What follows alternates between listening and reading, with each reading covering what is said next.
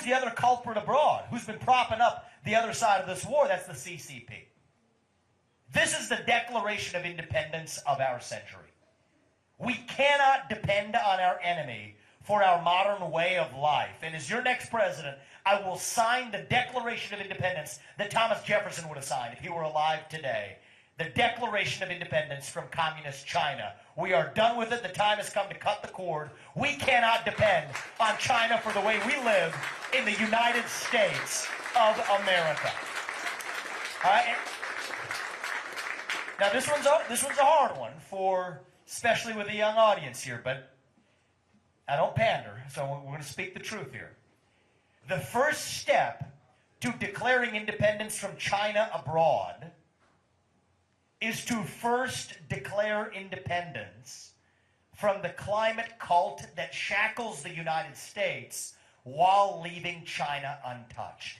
And the reason I say that the climate change agenda is a hoax, and I stand by it, is that it has nothing to do with the climate and everything to do with letting China catch up to the United States of America.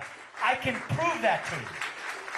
Think with me, people. Just think for yourself about why the people who call for abandoning carbon emissions in the United States of America, frankly, some of that infection is happening right here in the state of Iowa. Think about what, for those of you who know what's going on in other parts of the state, it's not good. The same people who call for abandoning carbon emissions in the United States of America and in states like Iowa are perfectly fine shifting those same carbon emissions to places like China. Last time I checked, it was global warming you told me you were worried about. Interesting how that works. Now think about this. The same people who are against carbon emissions in the United States are also the ones who are most rapidly against nuclear energy, the greatest form of carbon-free energy production known to mankind. Why? I'll tell you why. It's because nuclear energy is probably too good at solving their supposed climate crisis, which means they have nothing left to advance their real agenda, which is global equity, a fancy way of saying China catching up to the United States. That is what this agenda is about. From the electric vehicle subsidies to the anti-carbon agenda, we have to unshackle ourselves here at home. That's not anybody else's fault. That's our fault right here. We bend the knee because we're in search of some greater power at a time we don't believe in a true God. We turn to the God of climate instead. China's laughing at us at every step of the way. There's even a little word for it in Chinese, actually. It's called baizuo. Literally refers to, I'm not making this up, refers to progressive left-wing white people in the United States. Not me, it's just like... It's interesting. They're laughing at us at every step of the way because it's advancing their agenda. But now it's not just the climate call, it's every area of American life. Semiconductor independence in this country. We depend on a tiny island nation off the southeast coast of China for the little chips in our phones that power these things, power the computers, power the light that's in my face right now, the refrigerator that kept your water cold before you're drinking it.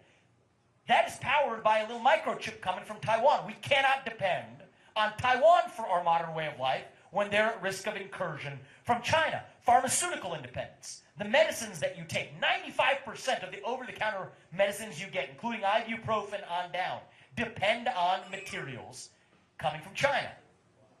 Now think about this with me. The same country that is poisoning our illegal pharmaceutical supply chain crossing the Mexican southern border.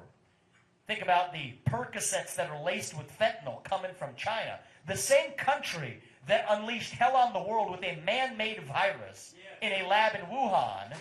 That's a fact. That country, think about it. What do you think they're going to do, God forbid if we're in a conflict with them, to the legal pharmaceutical supply chain? You think they're going to leave that alone or lace that with a little fentanyl like they're already doing across the southern border? It's even worse than that. Our own military. The F-35 jets that we make in this country, nearly every piece of military equipment we make in this country depends on parts coming from China. Think about it with me. You think the same country that Why are we stockpiling that military equipment? China's our #1 enemy. God forbid we're in a conflict. You think they're going to keep providing the parts so that we can fight them with it? No, I'm sorry, it's not going to work that way. So this isn't that complicated. Shut down the swamp, the managerial class, the administrative state here at home. Declare independence from China. These aren't black ideas or white ideas. These are not Democrat ideas or even Republican ideas. They're fundamentally American ideals. And you want to win that war, the first step is you got to know you're in that war.